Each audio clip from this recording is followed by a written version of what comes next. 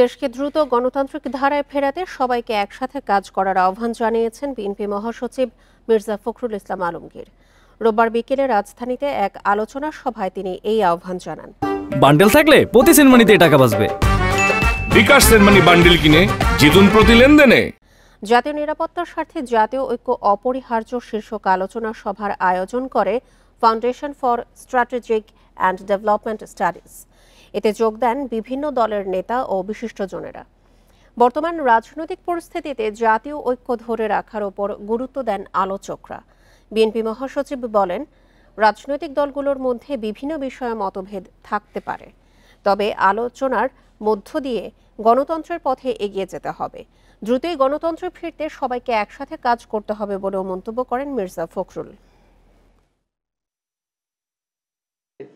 2016 সালে আমরা রাষ্ট্র সংস্কারের কথা বলেছি, আমরা 2023 সালে 31 দফার কথা বলেছি, যেখানে আমরা পুরো রাষ্ট্র সংস্কারের কথা বলেছি। তো কোথায় প্রবলেমগুলো হচ্ছে আমি বুঝতে পারি না। তার ভোট প্রদানের মধ্য দিয়ে তার সেই মতকে প্রতিষ্ঠিত করবে এবং সত্যিকার অর্থেই একটা গণতান্ত্রিক রাষ্ট্র ব্যবস্থা প্রতিষ্ঠা করবে।